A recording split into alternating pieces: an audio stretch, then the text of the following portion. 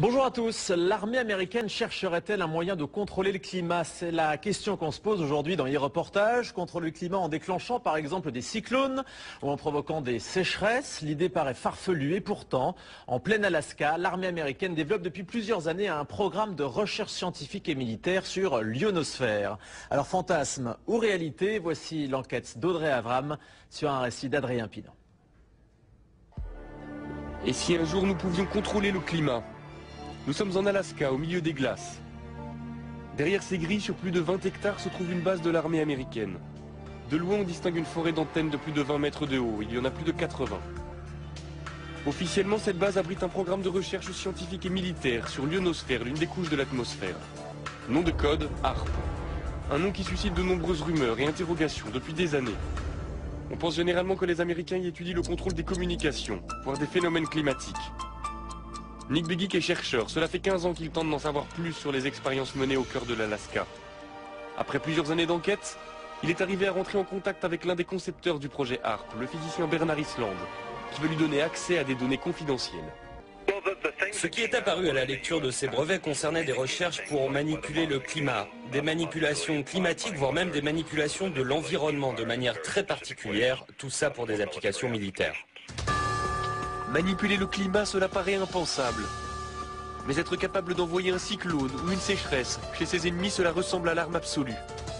Les Américains essaient-ils vraiment de contrôler les phénomènes climatiques? C'est ce que croit Luc Mampey, chercheur pour le groupe de recherche et d'information sur la paix et la sécurité.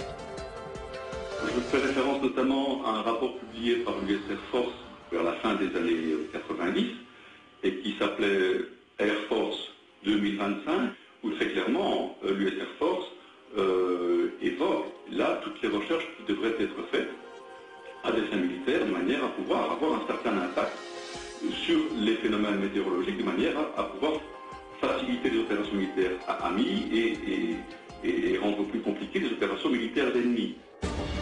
Les Américains travailleraient sur la maîtrise du climat depuis les années 60. Il y a des premiers essais qui ont été faits au moment de la guerre du Vietnam, où là effectivement on a, par des procédés physico-chimiques, essayé de provoquer des intempéries, des averses extrêmement fortes. En 1967, en pleine guerre du Vietnam, les Américains se livrent à une expérience étonnante. Ils déversent une substance chimique au-dessus des nuages. Le but, faire en sorte que les pluies torrentielles de la mousson se propagent au Nord-Vietnam jusqu'aux bases de leurs adversaires. Le plus étonnant, c'est que cela a marché. Alors HAARP pourrait-il être la suite de ces premiers essais? Ce qui concerne les modifications environnementales et climatiques, c'est un enjeu militaire aux États-Unis depuis certainement 50 ans. Et cela implique des technologies, des procédés, des techniques très proches de ce qui est mis aujourd'hui en œuvre dans le cadre du programme HAARP.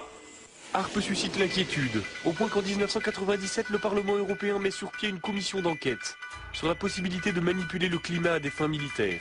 Très vite, les parlementaires font des découvertes alarmantes. Ils apprennent par exemple que HAARP émet un rayon qui chauffe et qui perturbe l'ionosphère, une couche de l'atmosphère chargée de nous protéger des rayonnements solaires. Ernest Gelscher, député européen, a participé à cette commission. Ce genre de projet, de planter des antennes et d'envoyer un signal dans l'ionosphère, tout d'abord c'est fait par les militaires.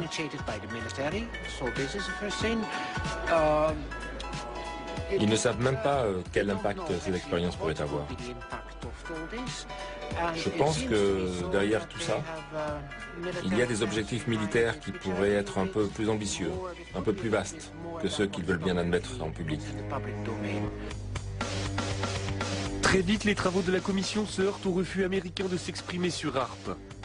À l'époque, le président de la commission est un parlementaire britannique, il s'appelle Tom Spencer. Convaincu du danger que le projet pourrait représenter, il essaie d'obtenir des précisions de la part des responsables américains, mais sans succès. Nous n'avons eu absolument aucun contact avec les Américains. Ils ne sont jamais venus. Pendant les auditions, Tom Spencer lui-même leur a dit qu'ils seraient les bienvenus au Parlement européen. Pour rencontrer les députés européens, ils n'ont jamais répondu. Je crois qu'ils ont délibérément décidé de faire la sourde oreille, d'ignorer le sujet et de ne pas en parler. Un incident va vite calmer les ardeurs de Tom Spencer. En 1999, le président de la commission fait la une des journaux à scandale. Il a été interpellé par la douane à l'aéroport de Londres. En fouillant sa valise, les douaniers ont découvert une vidéo pornographique gay et quelques grammes de cannabis. La carrière politique du député est brisée, la commission déstabilisée. Nick Begich a gardé le contact avec l'ancien député.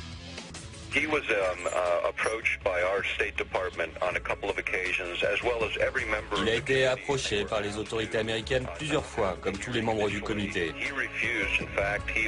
On lui a demandé de ne pas organiser ses auditions. Il a refusé et même accéléré la procédure. Il a essayé de parler avec les Américains, il a essayé de parler avec l'OTAN. Un jour, il a même appelé Al Gore devant moi. Ils étaient amis depuis des années et Al Gore a refusé de le prendre au téléphone de la Maison Blanche. Il était vice-président à l'époque. Ce qui s'est passé, c'est que tout le monde a dit à Spencer de rester en dehors de tout ça et il ne l'a pas fait. C'est regrettable car nous avons perdu un champion sur ce problème. Après la mise sur la touche de Tom Spencer, les investigations de la commission d'enquête cessent. Cela n'empêche pas de nombreux chercheurs de continuer à se poser des questions sur les expériences menées par l'armée américaine en Alaska. C'est le cas du physicien Jean-Jacques Berthelier. Son laboratoire est en contact direct avec Demeter, un satellite doté de nombreux instruments de mesure qui passe régulièrement au-dessus de la base américaine. Lorsqu'on passe au-dessus de Harpe, on voit quelque chose qui n'a pas l'air, pour un profane, n'est pas très étonnant, mais on voit ici un signal à 1 méga, à peu près un petit peu plus de 1 méga, qui est une émission dont on sait que c'est émis par Harpe. Donc, vous voyez bien que dans le milieu naturel, il n'y a pas ce genre d'émission. Et ce qu'on voit surtout qui est intriguant, c'est le fait qu'on a une baisse d'un facteur 2 ou 3 de la densité et une augmentation assez sensible de la température.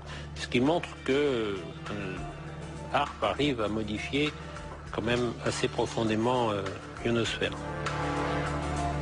Ainsi, le projet Harpe fonctionne et son rayon peut modifier l'ionosphère. Mais il n'y a pas de preuve formelle que l'objectif est de pouvoir manipuler le climat à des fins militaires.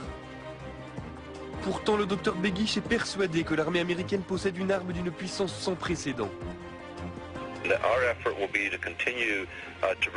On va continuer à parler de ce projet pour sensibiliser le public et pour convaincre les politiques de prendre les choses en main.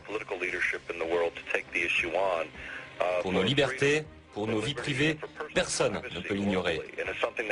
Harpe, c'est l'une des pièces d'un puzzle très complexe. Le silence de l'armée américaine alimente les peurs et les fantasmes. Personne ne sait si les militaires essaient effectivement de contrôler les phénomènes météorologiques. Mais il est certain que les expériences qui sont menées dans les neiges de l'Alaska perturbent le ciel au-dessus de nos têtes. Des expériences dont nous ne connaîtrons les conséquences que dans quelques années.